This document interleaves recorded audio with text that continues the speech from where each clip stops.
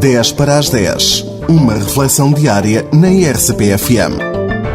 Emmanuel Macron, presidente da República Francesa, fez um discurso em Paris no contexto do encontro organizado pela Conferência Episcopal Francesa no passado dia 9 de abril, em que afirmava que a relação Igreja-Estado em França está semeada de mal-entendidos e desconfianças recíprocas, mas que a França necessita da Igreja Francesa e do seu empenho na causa pública, referindo mesmo que a França necessita da linfa católica, quer no empenhamento em relação aos destinos da nação, quer relativamente à União Europeia.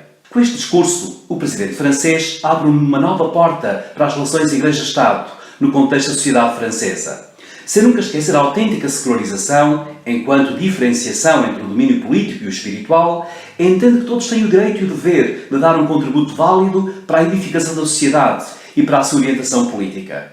Neste sentido, faz então o apelo veemente à Igreja Francesa para que ponha ao serviço do bem comum o seu imenso património de pensamento, de experiência e de vivência, amadurecido na longa duração do tempo. Mas, mais do que esta chamada para a ação feita à Igreja Francesa, Macron coloca-se numa postura que se distancia de muitos dos seus antecessores e mesmo de uma certa elite francesa. Macron deixa perceber que não partilha de um laicismo absoluto que a França sempre reclamou para si como a grande herança da Revolução Francesa, mas sim do espírito ecuménico capaz de reconhecer todos e de integrar num diálogo de verdade a especificidade de cada um. Neste sentido, afirma o presidente francês: sou, como chefe de Estado, garante a liberdade de crer e de não crer, mas não sou o inventor nem o promotor de uma religião de Estado que substitui à transcendência divina um credo republicano. Com esta expressão, podemos ver como o Presidente está já distante dos ideais religiosos da Revolução Francesa. Macron percebeu e afirma com toda a liberdade que este tempo não se coaduna já com hostilizações ideológicas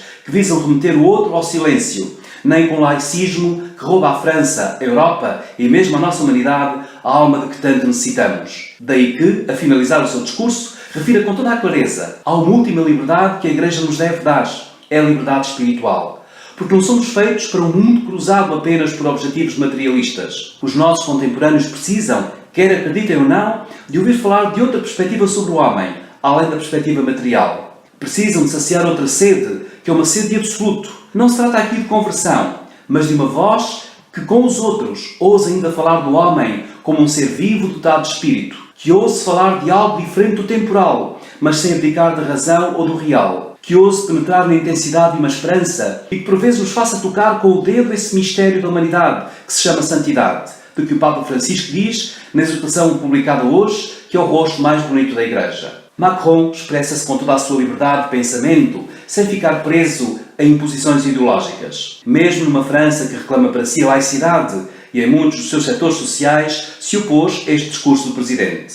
Mas a liberdade é isto: capacidade de pensar por si, de afirmar convicções e de prosseguir no empenho de conciliar sensibilidades sociais, em atitude de diálogo e não com dogmatismos. Sendo que tal se torna particularmente impactante quando é unido pelo mais alto magistrado de uma nação. Fiel a si e ao seu pensamento, devidamente fundamentado, ou não fosse ele um homem de formação filosófica, Macron tem a coragem de dizer o que pensa e sente, sem qualquer constrangimento. Numa visão alargada e liberta, deixa-nos a ideia clara de que as sociedades só são verdadeiramente modernas quando integram todos, em vez de hostilizar alguns. Macron percebe, ainda, o lugar da Igreja Francesa, reclamando a sua ação, mas sempre na perspectiva de um diálogo que respeite todos. Isto sim pode considerar-se autêntica democracia e verdadeira visão da secularização. Certamente um exemplo para tantos que ainda hoje se deixam condicionar por preconceitos, ideias feitas ou ideologias que visam apenas atingir interesses próprios. Fica claro, com Macron, que secularização não é secularismo, mas a justa autonomia da Igreja e do Estado